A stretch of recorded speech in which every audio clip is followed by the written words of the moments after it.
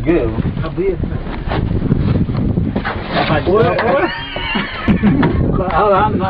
ਬਹਿ ਗਿਓ ਖੈਰ ਖੈਰ ਖੈਰ ਕੀ ਹੈ ਗੱਡੀ ਲਗੀ ਸਾਰੀ ਭਾਈ ਸਾਹਿਬ ਬਹਿ ਗਿਓ ਇੱਕ ਮਿੰਟ ਯਾਰ ਹਿਲ ਗਈ ਪਿਛਲੀ ਤੱਕ ਹਾਲਾਤ ਹੀ ਆਉਂਦੇ ਪਏ ਨੇ ਹੈ ਕੀ ਹੋਣਾ ਉਹ ਐਸਾ ਉੱਠੇ ਨਾ ਵੀ ਤੋ ਹੈ ਉਹ ਪਤਾ ਜਦੋਂ ਕਿਸ਼ਤੀ 'ਚ ਬੈਠੇ ਇਹਦਾ ਉਹ ਕਿਸ਼ਤੀ ਜਿਹਦਾ ਜਾਂਦੇ ਉਧਰ ਟੋਰ ਪੈਂਦੀ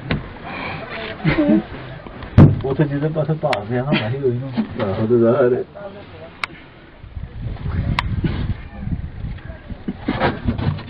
ਫੈਸ ਹੋਣਾ ਮਾਰੀ ਨਾ ਯਾਰ ਬੰਦਾ ਪੜਾ ਦਾ ਪਿੱਛੇ ਦੇ ਤੇ ਨਾ ਕਿਤੇ ਹੱਥ ਰੱਖਾਂਗੇ ਨਾ ਕੋਈ ਸਮਝਣਾ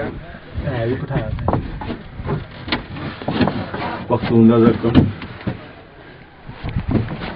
अच्छा दो इधरले पासे ने उधरले पासे